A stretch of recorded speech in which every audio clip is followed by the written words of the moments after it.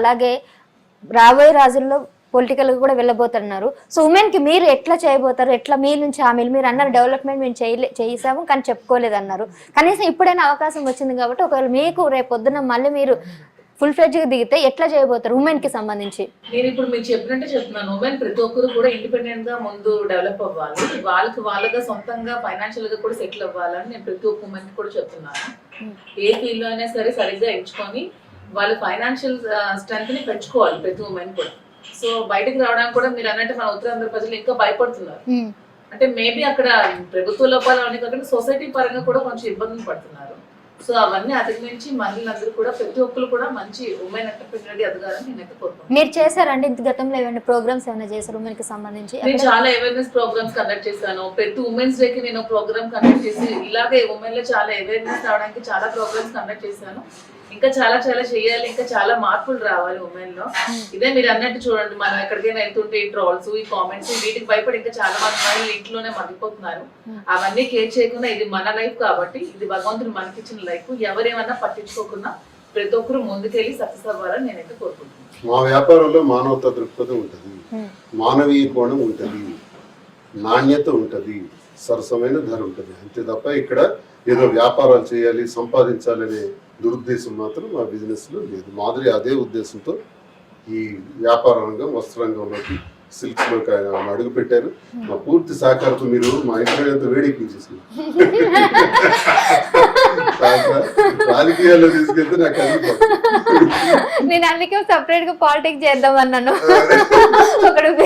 సరే, అదే పొలిటికల్ గా ఎన్ని చెప్పాలని చెప్పేసి క్లియర్ సార్. సరే, మీరు అన్నట్టు బిజినెస్ లోకి రాబోతున్నారు కాబట్టి టెక్కలి ప్రజలు కూడా మీ నుంచి ఎక్స్పెక్ట్ చేస్తున్నారు. నెక్స్ట్ హైదరాబాద్ అయితే వచ్చారు, తెలంగాణ వాళ్ళకి ముందు దగ్గర అయ్యారు. మరి మీ టెక్కలి వాళ్ళకి ఎప్పుడు వస్తారని వాళ్ళు అడిగితే ప్రశ్న మీరేం చెప్తారు? బిజినెస్ పరంగా అంటే మీ వస్త్రధారణ అంత చౌక ధరలు ఇస్తామంటున్నారు కదా, అక్కడ వాళ్ళకి ఎప్పుడు ఇస్తారని? టెక్కల్లో మా ప్రాంతంలో, మా శ్రీకాకుళం జిల్లాలో మాకు తెలిసిన వాళ్ళు ఎవరైనా సరే ఎక్కడైనా వస్త్రాలు కొంటే ఇంత మాకు రేట్ ఇచ్చారు, మీరు మా వాళ్ళు మాకు పెట్టారు, మా ప్రాంతీయులు కాబట్టి మాకు సహకరించండి అని అడిగితే తప్పకుండా వాళ్ళు కోరుకునే ధరకి, వాళ్ళకి మద్దతు ధరకి, వాళ్ళకి సహజమైన ధరకి అందిస్తాం. అలాగే ఆ ప్రాంతమే కాదు, మాకు తెలిసిన 2 రాష్ట్రాల్లో ఉన్నటువంటి ప్రతి ఒక్కరికి కూడా మా దగ్గరకు డైరెక్ట్ గా రావచ్చు. మొదటిగా మాకు ఇలాగా మంచి సారీ కావాలి, దీని రేటు పలానా షాపులు ఎంత చెప్పారు, నాకు అదే సారీ నువ్వు ఎంతకి ఇస్తావు, తప్పకుండా సరసమైన ధరకి ఇచ్చాము, సంతృప్తి చేసి పంపించడానికి తగిన ఏర్పాట్లు చేసాము. లలిత జ్యువెలర్స్ లా కంపేర్ చేసుకుందాం అంటారా? వేరే షాప్ కి వెళ్ళి మీ షాప్ కి వచ్చి అక్కడికి వెళ్ళి చూసి అదే తీసుకొని మళ్ళీ వచ్చి మీ దగ్గర కస్టమర్ గా రైట్ ఉంది, కస్టమర్ అలా చెక్ చేయాలి, చేస్తేనే కదా తెలుస్తుంది. ఊరికే రావు డబ్బులు, ఎవరికి ఊరికే రావు. అంటే మీరు అంత పెద్ద భారీగా బడ్జెట్ చేసినప్పుడు కూడా మీ ఖర్చులు కూడా ఉంటాయి కాబట్టి. లలిత జ్యువెలరీస్ లో డబ్బులు ఎవరికి ఊరికే రావని డబ్బు గురించి ప్రాధాన్యత చెప్పారు. మా వస్త్ర వ్యాపారంలో మేము నాణ్యత గురించి ప్రాధాన్యత ఇస్తాం. మా దగ్గర ఉండేది నాణ్యత, నాణ్యతే మా ప్రాధాన్యత. నాణ్యత. సార్ ఫైనల్ గా సార్, మీరిద్దరు కలిసిన తర్వాత ఫస్ట్ శ్రీకారం చుట్టింది ఈ బిజినెస్ కదా, సో దీని తర్వాత నెక్స్ట్ ఎట్లా ఉండబోతుంది? బిజినెస్ కాకుండా పాలిటిక్స్లో కలిసి అడుగులు వేస్తామంటున్నారు కదా, సో ఇప్పుడు యాజ్ ఎమ్మెల్సీగా ఉన్నారు, ఈ 2029కి వైసీపీ నుంచి మీరు సింగిల్గా పోటీ చేస్తారా, అంటే ఏదైనా కూటమి లాగా వెళ్ళబోతున్నారా, ఎట్లా ఉంది అంటున్నారు? మా జగనన్నకి దేవుడు సహకారం అక్కర్లేదు, మా తాలూకా మా మద్దతు అంతా కూడా, మా తాలూకా పొత్తు అంతా కూడా ప్రజలతోనే. జగన్మోహన్ రెడ్డి గారు ఎక్కడికి వెళ్ళినా 25,000 మంది జనం వస్తారు పిలవకుండా. ఈ రోజు మధ్యాహ్నం ప్రోగ్రాం పెట్టకుండా ఏదైనా ఊరు వెళ్ళమనండి, అక్కడ 25,000 ఉంటాయి. చంద్రబాబు నాయుడుకి వెళ్ళమనండి, 1 వీక్ కావాలి ఆ 25,000 సేకరించాలంటే. ఆయనకు ఒక 1 అవర్ చాలు, ఆయన వస్తున్నాడు అని కబురే చాలు. అది జగన్మోహన్ రెడ్డి గారి capacity. Mass leader, mass Maharaj, mass leader ఎప్పుడైనా వస్తారు. ఏముంటుంది, మాకేముంటుంది, ప్రజలే కార్యకర్తలే, ప్రజలే మా తాలూకా పొత్తు, ప్రజలతోనే మా పొత్తు అని జగన్ అని చెప్పారు కదా, అదే పొత్తులతో మాకేం పని ఉంది. సింగిల్ ఫైట్ ఎప్పుడు ఉంటుంది, ఆయన ఎప్పుడో చెప్పారు అన్నమాట. మళ్ళీ వెళ్తాం, అలాగే సింగిల్ గా వెళ్తాం, గెలుస్తాం. కంగారు పడకండి. నెక్స్ట్ మళ్ళీ 29లో గ్రాండ్ విన్నింగ్ ఉంటది. కమ్ బ్యాక్, పడ్డాం, లేస్తాం. ఈలోగా 100 కేసులు పెడతారా? 100 కేసులకి నేను రెడీ. 2 పెట్టారు, బాధ వస్తుంది నాకు. ఇంకా 98కి ఛాన్స్ ఉంది, పెట్టండి. కొడతారా, జైల్లో పెడతారా, హింసిస్తారా, రెడీ. జగనన్న కోసం నేను ఎప్పుడు రక్షణ కవచంలో ఉంటానని, అవసరమైతే మానవంలో కూడా ఉంటానని నేను అప్పుడు చెప్పాను, ఇప్పుడు చెప్తున్నాను. ఎవడో వెళ్ళిపోయాడు పార్టీ నుంచి, వాళ్ళతో మాకు సంబంధం లేదు. ఎవడో స్వార్థపరుడు పోతాడు, ఎవడో అవకాశవాది పోతాడు, మేము ఎప్పుడు అలాగే ఉంటాం. రాజశేఖర్ రెడ్డితో అడుగులు వేసినాము, జగన్మోహన్ రెడ్డితోనే నా అడుగులు మూస్తే తప్ప ఇంకో అవసరం మాకు లేదు. ఆయనతోనే మేము మా తాలూకు జీవితం అంతా కూడా ఆయనకి ఉండడం, ఆయన ముఖ్యమంత్రి అవడం, ఆయనతో సేవలు చేసుకోవడమే మా పని. అంతేగాని ఎవడు పోయాడు, వాడేదో స్వార్థానికి పోయాడు. అందరికన్నా కార్యకర్త చాలా గొప్పడు. కార్యకర్త ఇంటి ఎదురుగా శత్రువు ఉన్నాడు, ఆ శత్రువు చాలా ఇబ్బంది పెడుతున్నాడు. నా శత్రువు నా ఇంటి ఎదురుగా లేడు, జగన్మోహన్ రెడ్డి గారి శత్రువు జగన్మోహన్ రెడ్డి గారి ఇంటి ఎదురుగా లేడు. చూసారా విచిత్రం? ఒక కార్యకర్తకు మాత్రం కార్యకర్త ఇంటి ఎదురుగానే శత్రువు ఉంటాడు. ఆ శత్రువుతో నిత్యం పోరాడుతూ ఆ ఇంట్లో అడుగులు వేస్తాడు. కార్యకర్త ఎంత గొప్పోడు. మరి ఆ కార్యకర్త ఎందుకు సరెండర్ అయిపోవటం లేదు? ఆ కార్యకర్త ఎందుకు జగనన్న కోసం నా ప్రాణాలను అర్పిస్తానంటున్నాడు? వాడి కోసం వాడి పాదాలకి కాలు కడిగి మేము శిరస్సు మీద వేసుకోవాలి. కార్యకర్త అంత గొప్పోడు. ఆ కార్యకర్త కోసం ఎప్పుడు మేము ఉంటాం. జగనన్న ఆ కార్యకర్త కోసం ఎప్పుడు కూడా ముందడుగులు వేస్తూనే ఉంటారు. ఆ కార్యకర్తలే మా బలం. వాళ్ళకి లేని వాళ్ళు ఎప్పుడు కూడా అలాగా అప్రూవర్ గా మారిపోలేదే. మరి పెద్ద వాళ్ళు అప్రూవర్స్ గా మారిపోతున్నారు. దురదృష్టకరం. స్వార్థపరులే అప్రూవర్స్ అయిపోతారు. మాకు అవసరం లేదు. నేను ఒక సామాన్య కార్యకర్తని. మేము ఎప్పుడు జగన్ కోసం. సో సార్ ఎమ్మెల్యే కావాలని మీ కోరిక ఉండే, సో దానికోసం మీరు చాలా రోజుల నుంచి ప్రయత్నిస్తున్నారు. సో మీరు ఫైనల్గా ఇన్ కేస్ పాలిటిక్స్లో వస్తే మిమ్మల్ని చూడొచ్చు అంటారు ఏదైనా పొజిషన్లో? అంటే ఎక్స్పెక్ట్ చేస్తున్నారా? శ్రీనివాస్ గారు ఎమ్మెల్యే అయితే చాలా, నాకు ఇంకేం పొజిషన్ లేదు. జస్ట్ ఆయన వెనకాల ఊరికే ఒక కార్యకర్త లాగా సపోర్ట్ చేస్తూ ఉంటారు అంతే. రైట్ అండి. అంటే గతంలో మీరు మీ వైఫ్ గారు ఎలా అంటే పదవి ఆకాంక్ష కోసం ఎలా మిమ్మల్ని ఇబ్బంది పెట్టారు, అలాంటి ఇబ్బందులు అయితే తన నుంచి రావని మేము అర్థం చేసుకోవచ్చు. ఫర్దర్ గా ఒకవేళ తను పాలిటిక్స్ లో ఇన్కేస్ రాజకీయాల్లో తప్ప దాని గురించి అక్కడ రాలేదు. అది తీయడానికి స్పెసిఫిక్ ఏదైనా రీజన్ ఉందా? ఉంది. యాక్చువల్ గా శ్రీనివాస్ గారు వాళ్ళ దైవం జగన్మోహన్ రెడ్డి గారు ఇచ్చిన పథకాల మీద ఒక స్క్రిప్ట్ రెడీ చేసుకున్నారు అనమాట. అంటే ప్రజలకి ఎటువంటి పథకాలు జగన్మోహన్ రెడ్డి గారు ఇచ్చారనే విధంగా స్క్రిప్ట్ రెడీ చేసుకున్నారు యాక్చువల్ గా. కాకపోతే శ్రీనివాస్ గారికి ముందు నుంచి కూడా మూవీస్ అనేది, అంటే అపార్ట్ ఫ్రమ్ పాలిటిక్స్ మూవీస్ అనేవి కొంచెం ఇంట్రెస్ట్. అంటే యాక్టింగ్, తను ఆల్రెడీ యాక్టింగ్ ఫిల్మ్ ఇన్స్టిట్యూట్ లో యాక్టింగ్ కూడా నేర్చుకున్నారు, మధు ఫిల్మ్ ఇన్స్టిట్యూట్ లో. కానీ తను కొంచెం సెల్ఫ్ రెస్పెక్ట్ ఎక్కువ అవ్వడం వల్ల ఎవరికి రిక్వెస్ట్ చేయడం, ఈ బతిమాలడం ఇష్టం లేక ఛాన్స్ కోసం తను మళ్ళీ బ్యాక్ వచ్చేసి మళ్ళీ తన పొలిటికల్ లైఫ్ ని కొనసాగించడం జరిగింది. సో దీనికి మూవీస్ మీద ఉన్న ఇంట్రెస్ట్ గమనించి ఎలాగో స్క్రిప్ట్ రెడీ చేసుకున్నారు కదా, జనాలకి ఇవన్నీ తెలుస్తాయి, కొంతమందికి ఈ పథకాలు వెళ్తున్నట్టు కూడా ఇంకొంతమందికి తెలియట్లేదు, మూవీ ద్వారా మేము చూపించవచ్చు జగన్మోహన్ రెడ్డి గారు చేసిన పథకాలన్నీ అని చెప్పి ఆలోచించి మూవీ తీయడం జరిగింది. దానికోసం అరౌండ్ ఒక 1 crore 20 lakhs వరకు ఖర్చు పెట్టాం. కానీ కొంచెం కెమెరా ఫెయిల్యూర్, ఎడిటింగ్ ఫెయిల్యూర్, కొన్ని జంపింగ్స్ అవన్నీ ఉన్నాయి, అవన్నీ సరిగ్గా చేయలేకపోయాం. కానీ ఎలాగైనా సరే అతన్ని చూపించాలనే ఆలోచనతో స్క్రీన్ మీద కొంచెం కష్టపడి ఎడిట్ చేసి మూవీ తీయడం జరిగింది. యాక్చువల్ గా షూటింగ్ 1 month కంప్లీట్ చేస్తాం టెక్కల్ సరౌండింగ్స్ లో. పాపం తన బిజీ షెడ్యూల్ లో ఒక పక్క పాలిటిక్స్ చేస్తూ ఒక డైలీ 2 hours లో వచ్చేవాళ్ళు తన షూటింగ్ కి. ఆ 2 hours లో అన్ని కూడా సింగిల్ టేక్ లోనే చేశారు, ప్రతి ఒక్క షాట్ కూడా సింగిల్ టేక్. స్క్రిప్ట్ కూడా చూసుకుంటే శ్రీనివాస్ గారికి చాలా దగ్గరలో ఉన్నట్టుంది. అవును, అంటే స్టార్టింగ్ నుండి మనం చూసుకుంటే అంటే పశువుల గురించి కావచ్చు, పంటల గురించి కావచ్చు, అంటే నేచురల్ గా వెళ్తున్నారు అనమాట. స్క్రిప్ట్ రాసేటప్పుడు తన పర్సనల్ లైఫ్ ని రాసుకున్నారా? అంతే, మొత్తం అంతా రియల్ స్టోరీనే కదా. జగన్మోహన్ రెడ్డి గారు నిజంగా చేసిన పథకాలు, అతను నిజంగా చేసిన రాజకీయం అన్ని కలిపి తీసిన మూవీనే అది. అంటే ఎలక్షన్ ముందు చాలా సినిమాలు వస్తుంటాయి. ఎందుకంటే మాకు ఆర్జీవి గారు మాకు ఒక ఇది ఎలక్షన్ ముందు ఒకటి తీసుకొస్తారు బాంబు. సో అలా మీరు ఎలక్షన్ ముందు ఇలాంటి మూవీ తీసుకొచ్చినప్పుడు ఏమైనా ఎలక్షన్ లో కొంచెం టర్న్ అయ్యే అవకాశం ఉంటుందని తెచ్చారా? యాక్చువల్ గా అదే జనాలకి తెలియాలి, జగన్మోహన్ రెడ్డి గారు చేసిన పథకాలన్నీ తెలియాలి, ఇంత చేస్తున్నారు జగన్మోహన్ రెడ్డి గారు మన కోసం అని తెలియజెప్పాలనే మూవీ ఎలక్షన్ ముందు రిలీజ్ చేద్దాం అనుకున్నాం. యాక్చువల్ గా ఈ బిజీలో పడి నాకు కొంచెం ఓటీటీ ఛానల్స్ ప్లాట్ఫామ్ అవి తెలియలేదు. ఆ సెన్సర్ సర్టిఫికేట్స్ అన్ని కూడా తీసుకున్నాను, అన్ని చేశాను, కానీ రిలీజ్ చేయలేకపోయాను. ఈ టైంలో ఎవరో ఒక అతను వచ్చారు, మేము రిలీజ్ చేస్తాం మేడం అంటే, పోనీ అట్లీస్ట్ మీరు రిలీజ్ చేయండి, జనాలు మూవీ చూస్తే చాలు, నాకు డబ్బులు కూడా అక్కర్లేదు, జనాలు ఈ మూవీ చూస్తే చాలు అని చెప్తే వాళ్ళు మనకి చీట్ చేసి యూట్యూబ్ లో పెట్టేశారు చెప్పకుండా. థియేటర్ లో రిలీజ్ చేస్తానని చెప్పి యూట్యూబ్ లో పెట్టేశారు. అది ఏదో చిన్న యూట్యూబ్ ఛానల్ లో పెట్టినట్టున్నారు, అది కూడా బాగా ప్రమోట్ అవ్వలేదు. అవును, ఈలోగా ఎలక్షన్స్ అయిపోయి అయిపోయింది. జనాలు సరిగ్గా చేరలేదు. ఆ మూవీ మళ్ళీ చేరుంటే దాన్ని బాగుండేది. మీ యూట్యూబ్ ఛానల్ మా పార్టీ ఓడిపోయిన తర్వాత ఆ యూట్యూబ్ వాళ్ళతో ఆ మూవీ కూడా తీయించేశారు, దాంట్లో డిలీట్ చేయించారు. తర్వాత నేను నా యూట్యూబ్ ఛానల్ పెట్టుకున్నారా? జ్ఞాపకాలతోనే కాదు, జనాలు చాలా కోల్పోయారనే విధంగా కూడా పెట్టాను.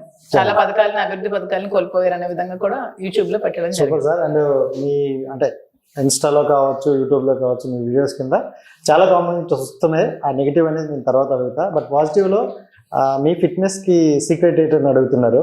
So what is your secret of your fitness? Fitness అంటే నాకు చాలా ఒత్తిడి ఉంటాయి. ఏ మనిషికైనా ఒత్తిడి సహజం.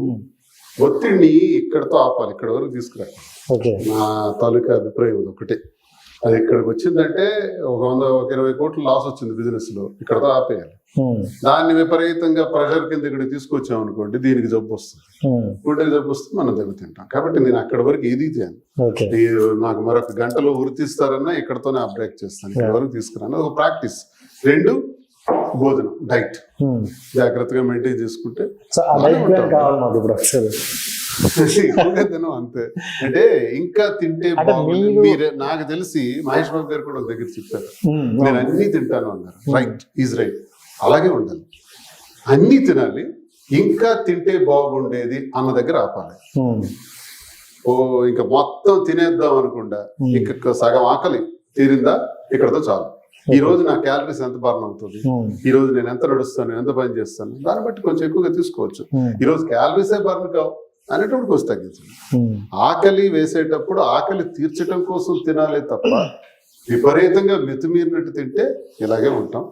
ఆయన చెప్పింది రైట్. అసలు అది తినండి, ఇది తినండి, ఆకుకూరలు తినండి, కాయగూరలు తినండి, లేకపోతే కొన్ని చెప్తుంటారు. ఏం కాదండి, మనిషి అన్నది పుట్టాం, ఎంతకాలం ఉంటాం. ఉండే టైంలో అన్ని తినాలి, మితంగా తినాలి. ఇంతకు ముందు మీరు ఏం తిన్నా, ఎక్కడున్నా, ఏదున్నా ప్రజల వరకు అక్కడ వరకే ఉండేది. బట్ సోషల్ మీడియాలో ఇప్పుడు మీరు ఏం తిన్నా, ఎక్కడికి వెళ్ళినా అదొక ట్రెండ్ అయిపోతుంది. ఈ మధ్య కాలంలో ములక్కాయలు ఒకటి. యాక్చువల్గా నేను ఒక రెస్టారెంట్ వెళ్ళాము. రెస్టారెంట్ వెళ్ళగానే ఆ బాయ్ వచ్చి, సార్ మీకు సాంబార్ ఇష్టం కదా, సాంబార్ తెచ్చేస్తాను సార్. సాంబార్ ఇంట్రెస్ట్ అంటే నాకు తెలుసు సార్, మీకు సాంబార్ ఇడ్లీ తినండి ఫాలో అవుతున్నారు. పెట్టేసాడు అడగకుండా, ఎందుకంటే మీకు సాంబార్ ఇష్టం కదా. మీరు ముందే చెప్పేశారు.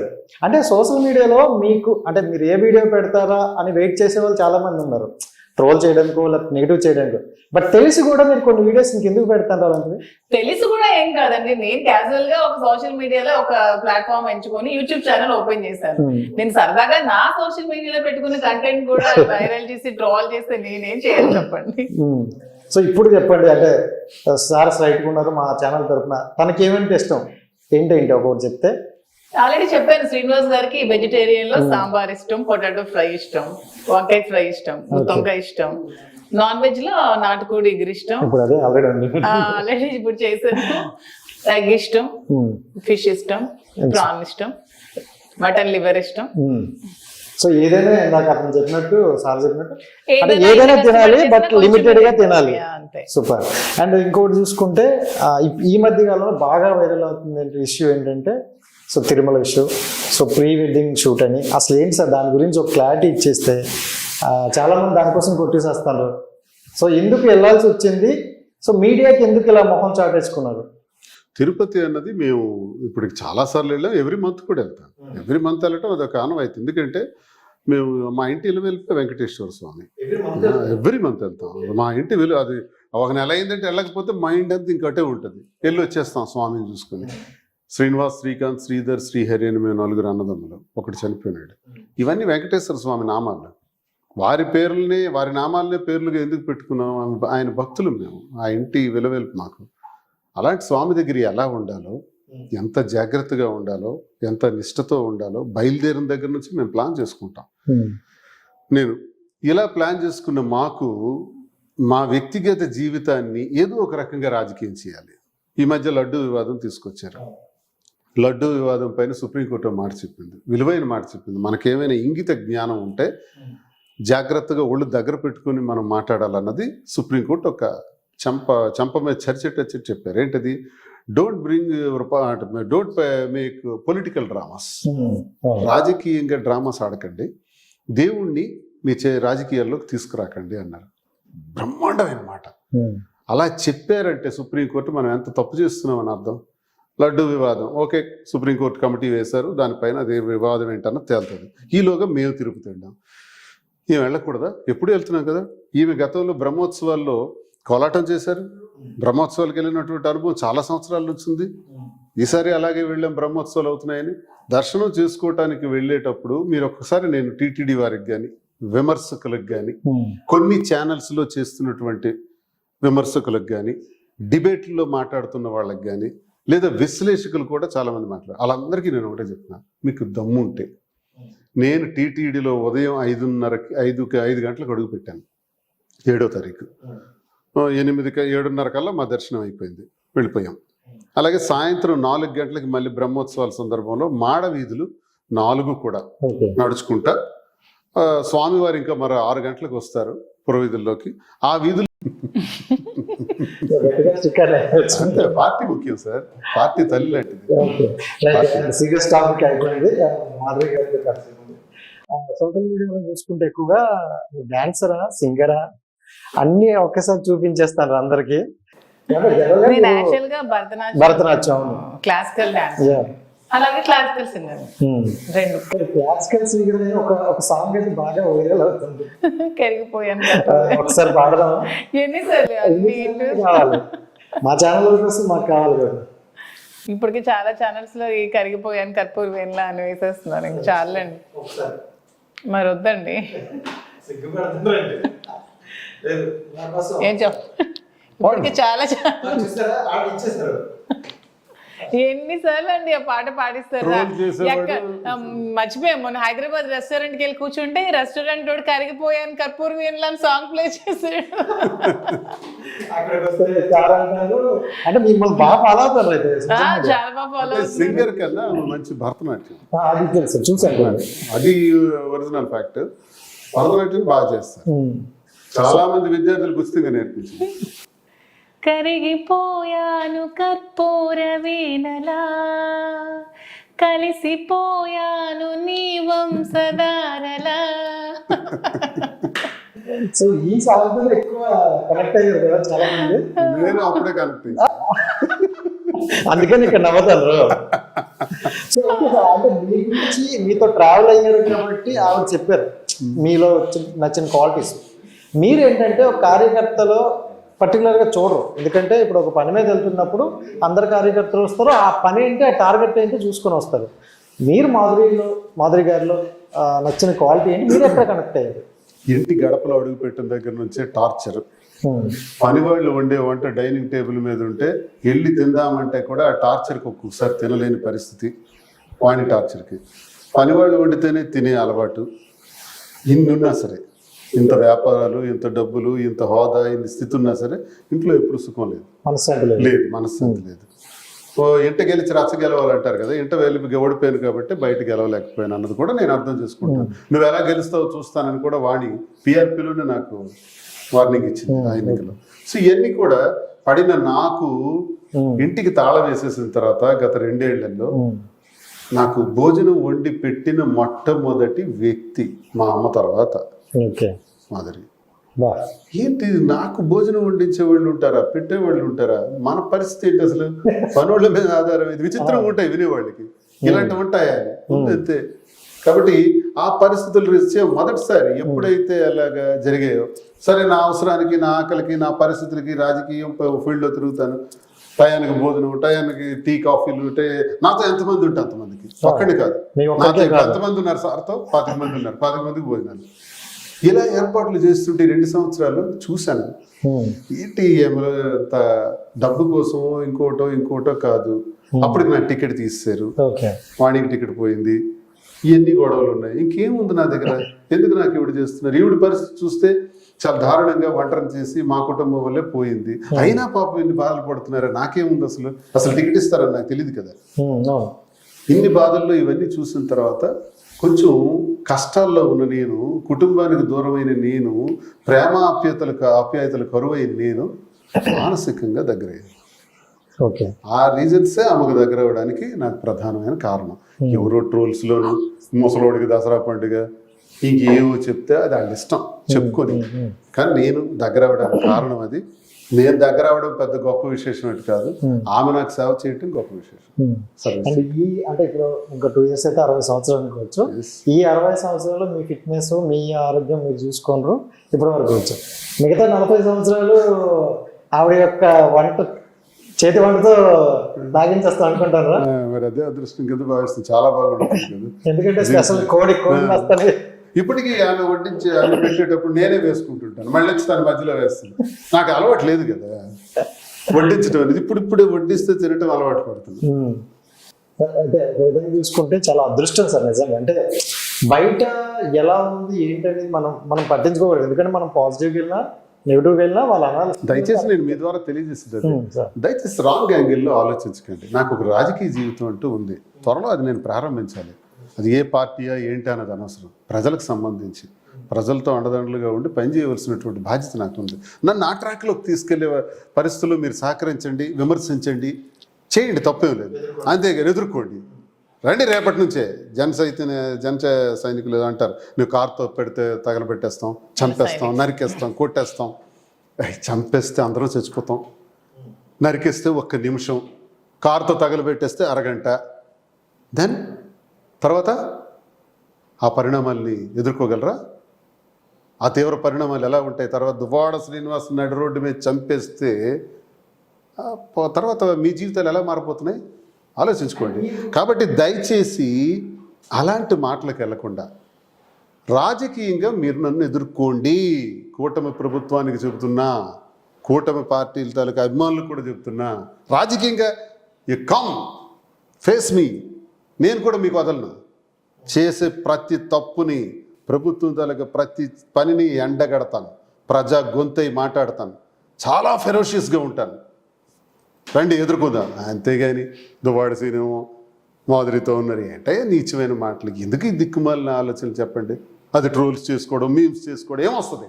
ఎస్, మేమున్నామయ్యా.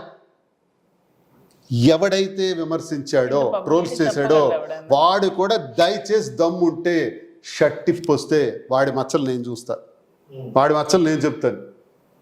ఎందుగా మాట్లాడతారు? ఎవడికి ఎన్ని మచ్చలు ఉండాలో ఉన్నాయి, అందరికీ అన్నీ తెలుసు. నోరు మూసుకొని ఆ విమర్శకులందరూ కూడా మీ పని మీరు చేయండి. లేదు, అందరికీ మచ్చలు ఉంటాయి, రహస్యంగా దాచేస్తారు. నేను బయటికి చెప్పాను, నాకున్నది అదే. చెప్పారా? చెప్పాల్సి వచ్చింది. మేము చెప్పారు. దేవి మాధురి ఎవరో తెలియదు అని నేను చెప్పొచ్చు కదా. నేను చెప్పొచ్చు కదా, ప్రెస్ మీట్ పెట్టి శ్రీనివాస్ గారు ఎవరో తెలియదు, నేను ఒక జస్ట్ కార్యకర్తనే అని. మీరు రారు కదా, మరి రారు కదా. చెప్పాం, దమ్ముంటే మాలాగా తప్పు చేస్తే చెప్పగలడా ఎవడైనా? చెప్పనండి. ఆడు చక్కా విప్పినట్టు. చొక్కా విప్పడం అంటే అర్థం ఇది. నేను చొక్కా విప్పి వాస్తవాలు చెప్పాను, మీరు చొక్కా విప్పండి. ఇంకోటి ఏంటంటే, అంటే పెళ్లి అనే వివాహం వేరు, ఆ బంధం వేరు. అంతవరకు ఎంత లివింగ్ లో ఉన్నా దాని లివింగ్ అక్రమ సంబంధం అంటారు. బట్ మీరు మరి ఎప్పుడు పెళ్లి చేసుకుంటారు? ఏంటి ఆ పెళ్లికి జగన్మోహన్ రెడ్డి గారు వచ్చే అవకాశం ఉందా? సమాజం నచ్చినా నచ్చకపోయినా వీఆర్ ఫ్రెండ్స్. ఇక్కడ ఉంటున్నాం, పార్టీ కార్యక్రమాలు చేస్తాం, ముందుకు వెళ్తాం, అన్ని ఏం చేయాలనేది అన్ని మేము చేసుకుని వెళ్తుంటాం. గత చరిత్ర ఎలా జరిగిందో ఇంకా జాగ్రత్తగా ప్రజల్లో కష్టపడి పని చేసుకుంటాం. నాకు తెలిసిన 25 సంవత్సరాల జీవిత రాజకీయంలో నన్ను 0కి తెచ్చిపెట్టింది వాణి. 0 నుంచి మళ్ళీ లేస్తాను, పడిన దగ్గర నుంచే లేస్తాను, పోయిన దగ్గరే మళ్ళీ సంపాదించుకుంటాను, ఇక్కడి నుంచే లేస్తాను. ఇందులో ఛాలెంజ్. అంటే 0కి తీసుకొచ్చింది వాణి, 0 నుండి మళ్ళీ 100 తీసుకెళ్తుంది మాధవి గారు. భాగస్వామి అవుతారు, బాధ్యత తీసుకుంటున్నారు కదా. మరి తన బాధ్యత తీసుకుంటే కదా నేను ఇవన్నీ చేయగలను, లేకపోతే నేను ఒక్కడిని చేయగలను, చేయలేదు. సో అది నాకు అడ్వాంటేజ్ అంటున్నాను. అందుకే నేను అదృష్టవంతుడు అంటున్నాను. అయితే నేననేది ఏంటంటే, ఈ చేస్తున్న దానిలో మేము చేసిందంతా చెప్పేసినాం. ఇంక తిరిగితే మాధురి కారు దిగింది, లెఫ్ట్ సైడ్ నుంచి దువ్వాడ శ్రీనివాస్ దిగాడు, ఫోటో ఇప్పుడు తీసుకోండి ఫోటోలు. ఇక నుంచి రాజకీయం గురించి మాట్లాడదాం, వ్యక్తిగతాన్ని పక్కన పెడదాం. మేము సేవ చేయాలనుకుంటున్నాం, మేము సేవకులమే. ప్రజలు ఏదైనా కష్టం ఉంటే చెప్పండి, సంతోషంగా రండి, మాట్లాడదాం. మాకు తోచింది మేము చేస్తాం. ఏంటో పెళ్ళి అన్నది కోర్టులో ఉంది కాబట్టి వ్యవహారం. ఆమె కూడా ఇంకా లీగల్గా అప్రోచెస్ ఉన్నాయి, వాళ్ళ హస్బెండ్తో, నావి కూడా కోర్టులో ఉన్నాయి. ఆ వివాదం తేలకముందు అది మాట్లాడడం చట్టపరంగా నేరం, అది నేను చేయకూడదు. అది అయిన తర్వాత మీ అందరికీ చెప్పే ఏదో ఒకటి చేస్తున్నారు. నా ఛానల్ కార్డు రావాలి. వస్తుంది పంపిస్తారా లేదు? వస్తుంది. తప్పకుండా. అండ్ సార్ ఇంకోటి ఏంటంటే, అంటే ఇది కొంచెం ఎలా అంటే, మన గుండెల మీద పెరిగిన బిడ్డలు సో మనకి ఎదురు తిరిగితే ఆ బాధ నలుగురికి చెప్పుకోలేరు. సో మీ అంటే కూతుర్లు అనేసరికి తండ్రికి బాగా అటాచ్డ్ అయ్యి ఉంటారు. సో ఎందుకు మీ కూతుర్లు ఒక్కసారిగా అంత నెగిటివ్ అవ్వడానికి కారణం ఏంటంటారు? అంటే మీరు తప్పు చేశారని అనుకుంటారా? లేదు, ఏం తప్పు చేశాను? అంతర్జాతీయ నేరాలు ఏమైనా చేశానా? హత్యలు ఏమైనా చేశానా? మానభంగాలు చేశానా? ఎవరి ఆస్తులైనా దోపిడీ చేశానా? వాళ్ళకి అగౌరవం పరిచే పని ఏదైనా చేశానా? చెప్పాలి కదా. ఏం చేశాను? మీకు గుండెల మీద పెట్టి పెంచి పోషించి డాక్టర్స్ని చేశాను. ఒక పాపకు ఘనంగా మ్యారేజ్ చేశాను, ఇంకో పాపకి చేయాలి. ఈ పరంపరలో నా రాజకీయ జీవితంలో అమ్మకి నాన్నకి మధ్య చిన్న డిస్టర్బెన్స్ వచ్చింది. ఆ డిస్టర్బెన్స్ అమ్మాయినా ఒకటే నాన్నైనా ఒకటే అని తల్లి పిల్లలు సాధారణంగా అనుకుంటారు. అలాగే అంతవరకే ఉండాల్సింది. అనవసరంగా ఆ పిల్లల్ని, నేను ఇప్పటికీ మంచి పిల్లలు, ఆ పిల్లల్ని పాడు చేసింది, వాళ్ళ జీవితాలను కూడా నాశనం చేసింది వాణి. వాణి ఒక దుర్మార్గురాలు, ఒక నీచురాలు. తన కోరిక కోసం, తన ఆలోచన కోసం భర్తను నాశనం చేసింది, రాజకీయాన్ని నాశనం. మాకు నమ్మి మాకు స్థానం ఇచ్చినటువంటి జగన్మోహన్ రెడ్డి గారి మనసుకు బాధ పెట్టింది. తన స్వార్థం కోసం పిల్లల్ని నాశనం చేసింది. పిల్లలకి నాన్నమ్మ అని పిలవనివ్వదు, వాళ్ళమ్మ అనిపిస్తుంది. పిల్లలకి చిన్నాన్న అని మా తమ్ముళ్ళని అనిపించదు, వాళ్ళ తమ్ముళ్ళు అనిపిస్తుంది. ఎందుకంటే తంది అదే భాష. మీ అమ్మ మీ తమ్ముళ్ళు, వాళ్ళమ్మ వాళ్ళ తమ్ముళ్ళు, అత్త అని అందరు. ఇది దుర్మార్గం, మరిది అని అందరు. ఆవిడ కోణాలు పిల్లల్లో కూడా. నేను మగాడు ఇంట్లో ఉంటాడండి, తండ్రికి పరిచయం చేసేది ఎవరండి భూమి మీద? తల్లే కదా. ఫస్ట్ తల్లి పరిచయం, నాన్న, తాత, అమ్మమ్మ, నాన్నమ్మ అని తల్లి పరిచయం చేస్తేనే తండ్రి ఎవరో తెలుస్తుంది, చుట్టాలు ఎవరు, బంధువులు ఎవరు, స్నేహితులు ఎవరు తెలుస్తుంది పిల్లలకి. మరి పిల్లలు ఇలా మాట్లాడారంటే కారణం ఎవరు? 100% వాడిని పిల్లలు కాదు. నా పిల్లలు మంచివాళ్ళు, ఎప్పుడు మంచివాళ్ళు. అదే నేను తప్పుకొని తీసుకోను, నా బాధ్యతలు నేను నెరవేరుస్తాను. ఐదుగురు పిల్లలకి మీరు బాధ్యత. మాధురికి నా 2 పిల్లలతో పాటు మాధురికి ఐదుగురు పిల్లలు. ఎస్, మాకు 5గురు. మేమిద్దరం 5గురు ఆడపిల్లల్ని బాధ్యతగా చూసుకుంటారు. 100% నా పిల్లలుగా నేను చూసుకుంటాను. వాళ్ళకి ప్రయోజకులు చేయాలి. మా వాళ్ళు నష్టపోకూడదు. అదొకటి మీకు తెలియజేస్తున్నాను. మేమిద్దరం తీసుకున్న నిర్ణయం వల్ల, వాణి వల్ల, తిను వల్ల, నా వల్ల ఏదో మొత్తానికి మా కుటుంబం రోడ్డుని పడ్డారు. ఈ పడిన దానివల్ల ముందు నష్టం జరగకూడదు పిల్లలకి. ఫస్ట్ మా కాన్సన్ట్రేషను, మా తాలూకా సెక్యూరిటీ, ఆ స్థాయి గౌరవం ఇవ్వాల్సింది పిల్లలకి. పిల్లలు ఎంతమంది? 5గురు పిల్లలకి మేము చూస్తాం.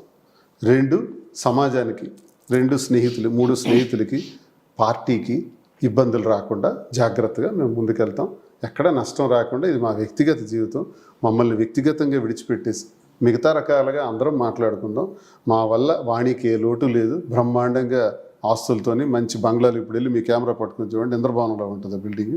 6 కోట్లతో కట్టాను. అక్కడ హాయిగా తనుంది. ఆస్తి రాసేసాను. తనకి ఏ లోటు లేదు, పిల్లలకు ఏ లోటు లేదు. ఇంకేమైనా ఉంటే ఈమె పిల్లలు చిన్నపిల్లలు, ఇంక ఈ పిల్లల్ని పెంచాలి, ఒక స్థాయికి తీసుకురావాలి. లోటు లేదు, ఆర్థికంగా లోటు లేదు, ఆర్థికంగా లోటు లేదు. వాళ్ళకి కూడా దృష్టి పెట్టి నా వల్ల, తన వల్ల వాళ్ళకి నష్టం జరగకుండా వాళ్ళకి జాగ్రత్తగా చూసుకోవాల్సిన బాధ్యత అవసరం మాకు. దువ్వాడ శ్రీనివాసరావు గారికి అమృత గడియలు స్టార్ట్ అయ్యాయా అనుకుంటున్నాను. మంచి స్టార్ట్ అయింది. అంతే కదా, మంచి స్టార్ట్ అయింది. సమస్య ఇది వాణికి క్లియర్ అయిపోయింది. ఏంటంటే మధ్య నన్ను గొడవండి. ఇప్పుడు మీరు 20-25 years ఏదనుకుంటారో ఆ సమస్యలు అన్నీ పోయి ఒక్కసారిగా మీరు ఓపెన్ అయిపోయారు. ఇక్కడ నుండి అయిపోయింది అని అనడం, అక్కడ నుండి ఇంకా మీకు మీ లైఫ్. వాణి తను పెట్టిన మెసేజ్ల ప్రకారం తన పేరు నాకు ఎత్తొద్దు అన్నది, హస్బెండ్ వైఫ్ అని చెప్పొద్దని చెప్పింది. నీకు 4 నెలల్లో నాంతు చూపిస్తానన్నది, నీకు విడాకులు ఇచ్చేస్తాను, సెటిల్మెంట్ చేసుకుంటానని చెప్పింది. ఈ బిల్డింగ్ నీకు నువ్వు కట్టుకుంటే కట్టుకో, మాకు సంబంధం లేదని చెప్పింది. ఇవన్నీ మెసేజ్లు ఉన్నాయి, కావాలంటే ఇస్తాను. ఇది ఎప్పుడు 23వ సంవత్సరం ఆగస్టు, గత ఏడాది పెట్టిన మెసేజ్. మరి అంతే కదా, ఆమె మెసేజ్లు మీరు చూసి మాట్లాడండి. ఇదంతా డ్రామా కావాలనే క్రియేట్ చేసింది. ఫైనల్గా అసలు అంటే లేడీస్ కంటే కొన్ని డ్రీమ్స్, కొన్ని ఆశలు, కొన్ని కోరికలు ఉంటాయి. సో మీ అంటే డ్రీమ్ ఏంటి, అసలు ఏంటి మీ గోల్? నా డ్రీమ్, నా కోరిక, నా ఆశ అన్నీ ఒకటే, శ్రీనివాస్ గారిని మినిస్టర్గా చూడాలనేది. ఓకే. సో శ్రీనివాస్ గారిని చూడాలంటానంటే మీరు వచ్చే అవకాశం లేదా? లేదు, శ్రీనివాస్ గారిని మాత్రమే డైరెక్ట్గా చూడాలి. చెప్పేస్తాను. 100% శ్రీనివాస్ గారిని మాత్రమే చూడాలి అంతే. సో అయితే పెళ్ళి అనేది ఓకే కదా, అంతా క్లియర్. హిట్ టీవీ యాప్, ఇందులో short news, live news, entertainment shows, movies, digital magazines తో పాటు మీ జిల్లా వార్తలను కూడా ఫ్రీగా చూడొచ్చు. అంతేకాదు కేజీ నుంచి పీజీ వరకు విద్యార్థులకు స్కాలర్షిప్ కూడా అందిస్తున్నాం. ప్రతి వారం 10 మందికి లక్కీ డ్రా ద్వారా ఒక్కొక్కరికి 10,000 రూపాయలు అందిస్తున్నాం. ఇంకెందుకు ఆలస్యం, వెంటనే హిట్ టీవీ యాప్ ని డౌన్లోడ్ చేసుకుని ఫ్రీగా ఎంటర్టైన్మెంట్ పొందండి. Hit TV app. Hit TV app. Please download Hit TV app. Hit TV యాప్ని ఫ్రీగా డౌన్లోడ్ చేసుకొని ఎంజాయ్ చేయండి. మీకు నచ్చిన ఎంటర్టైన్మెంట్ కోసం హిట్ టీవీ యాప్ ని ఫ్రీగా డౌన్లోడ్ చేసుకుని ఎంజాయ్ చేయండి. హిట్ టీవీ యాప్ని డౌన్లోడ్ చేసుకుని ఆస్వాదించండి, ఆశీర్వదించండి. ఇంతమంది సెలబ్రిటీలు హిట్ టీవీ యాప్ ని డౌన్లోడ్ చేసుకోండి అని చెప్తున్నారంటే ఎంత మంచి యాప్ ఆలోచించండి. అమెరికా అమెరికా అమెరికా అమెరికాలో చదవాలనుకునే వాళ్ళకి విశ్వసనీయమైన పేరు మన శౌర్య consultancy. UK Law 1 Year Masters. UK Law 1 Year Masters. 2 years work permit up to 5 years visa. Contact Saurya Consultancy. Contact 89851 89851.